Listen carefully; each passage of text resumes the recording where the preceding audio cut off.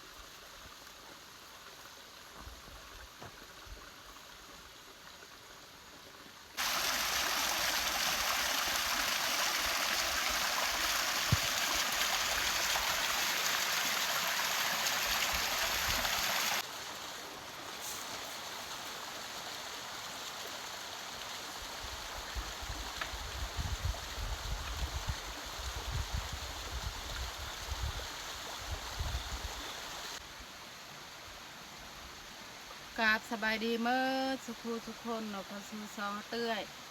สำหรับตอนเช้ามื้อนี้ข้อยก็สิเข้าสวนมักพริกเขาสิไปเบิ่งมักพริกของเฮายังหรือบ่แต่บ่ฮู้ว่าเฮาสิไปได้หรือบ่เพราะว่าเจ็บหัวเข่าคือมันพริกเขาลมแต่ถ้าเฮาไปได้นี่เฮาสิไปถ้าไปบ่ได้นี่เฮาสิกลับอีกเร็วเคทุกคนมีแต่ติดตามเบิ่งติดตามชมน้ำเฮาแบบยาวๆเลย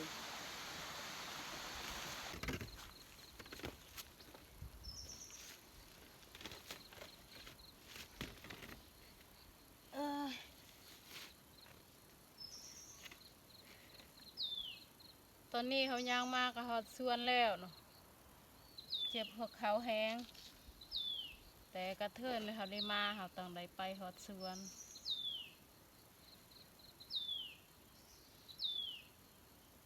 มันพริกอยู่นี่เนาะ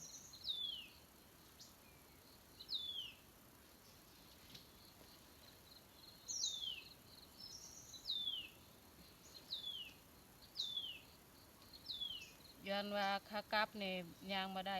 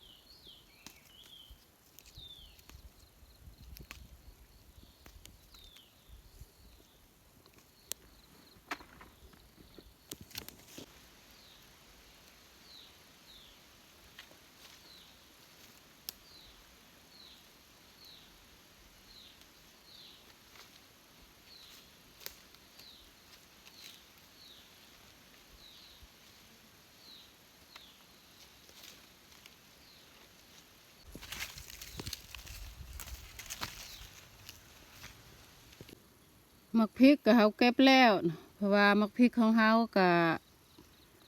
มันตายเบิดแล้วมากของมันก็บ่หลายยังแต่ต้นมะเขือยอดมะอึก็เฮาได้แต่ 2-3 ยอดเท่านั้นเพราะว่ามะอึก็ตายแล้ว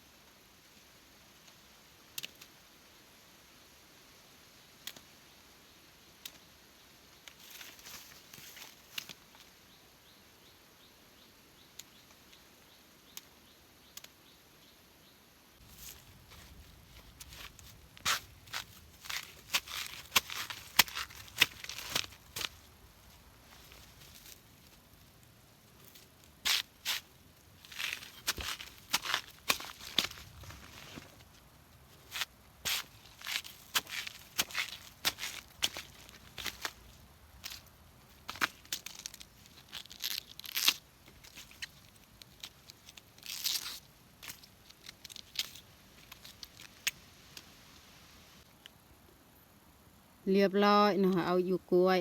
เอาบะหลายเอาลายกะยานว่ากินบะเบิดมันเหี่ยวก่อน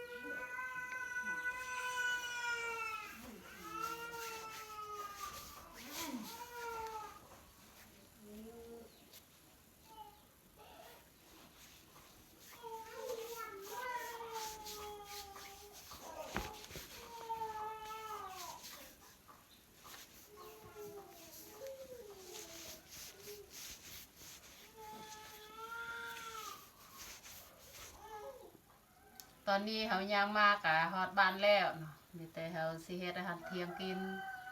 แต่ผักที่เขาเก็บจากสวนนี่เขาสิบ่เฮ็ดเนาะปะตอนแรงสิเฮ็ดแกงมันเตื้อยเขาส่วนวันนี้ก็ถือกล้มซ้ำหัวเข่าพลิกจังได้เจ็บหนักอยู่บ่แต่เจ็บปานใดย่างก็บ่เคยเป็นปานใดอ๋อได้ทายายุกอยู่บ่ทาแล้ว ยาก็มีแต่น้ำมันมวยหั่นแหละบ่มียาแนวอื่นเฮ็ดจังไดคือว่าถือกล้มเขาก็บ่ฮู้คือกันว่าสิล้มเขาขึ้นไปตั้งกอง แต่ว่าบัดเขาสิย่างลงนี่คือสิแม่นเขาเหยียบหินเขาก็บ่ฮู้เพราะว่ามันมืดเลยเขาก็เลยล้มเลย มืดหน้ามืดตาวินหัวบ่แม่นอ๋ออันนี้แหละเหตุการณ์ที่เกิดขึ้นกระทันหันเป็นอุบัติเหตุระหว่างกลางทางที่เพิ่นเข้าสวนเนาะแต่เฮากังวลว่าย่านว่ามีบางอย่างที่ผิดปกติในครอบครัวเฮาเพราะว่าพ่อก็เจ็บคือกันแล้วก็เบ้ายูก็เจ็บหนักนอนพักอยู่เทิงเฮือนใหญ่จังไดก็มีแต่เฮาติดตามเบิ่งต่อไปเนาะมีแต่เตื้อสิเฮ็ดของกินต่ออีกจังไดก็มีแต่เอาน้ำมันมวยหั่นมาทาตลอดวันหนึ่งนี่ทา2-3เทื่อก็ดี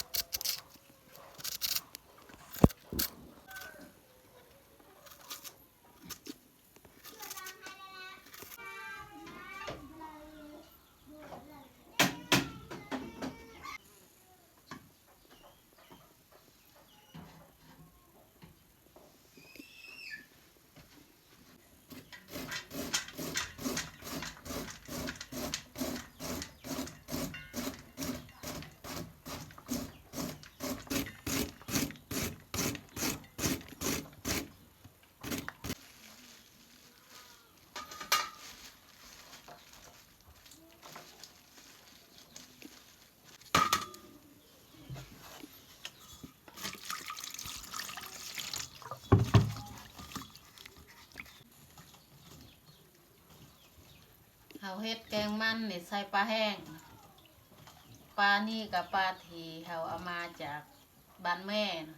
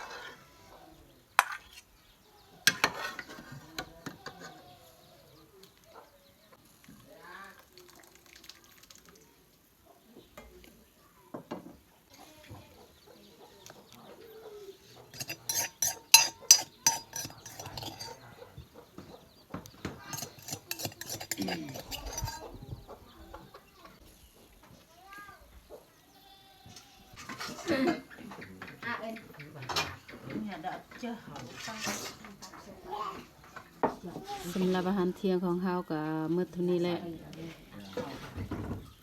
อันนี้แม่นข้าวเปียกที่แม่ต้มให้เบายูบ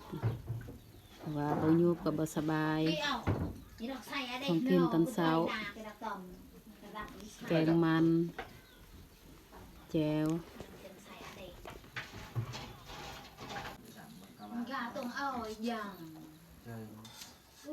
ตอนนี้พวกเขาก็ได้มานั่งรวมผ้าเนาะเขากินข้าวมีแต่4 คน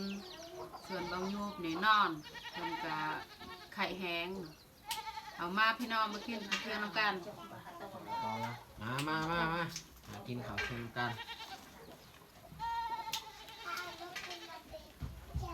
พ่อนี่ก็เจ็บด้นเจ็บแบบว่าออดแอด ở dòng mình chả cả bè một tịt là mày chả không ở dòng mình chả tịt của đó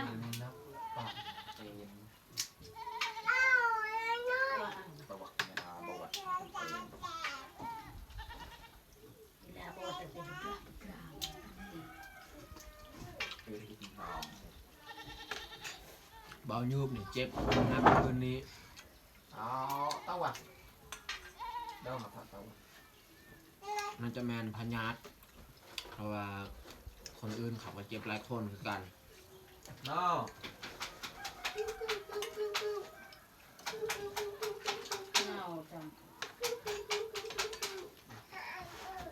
ว้าวเอลจาวกันเด็ดให้ไอ้กระเอา về con xanh phai แล้วน้อง có cái nào qua tàu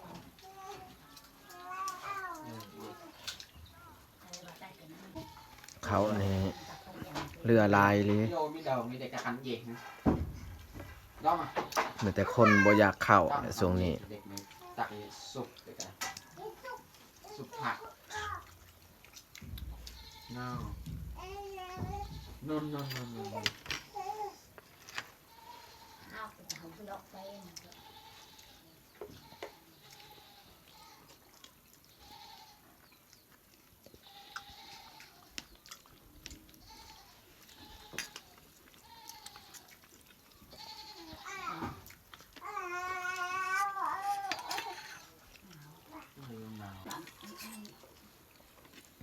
đó mà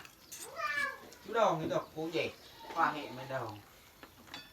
bà lấy trái rồi à chạp vậy được ảo là to là chả học thư nào em ngon cái này các mình lâu ạ để ăn Ba hết trà đắc mai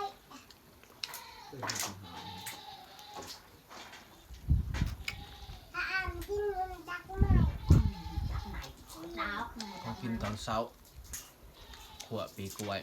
hello เอาเลย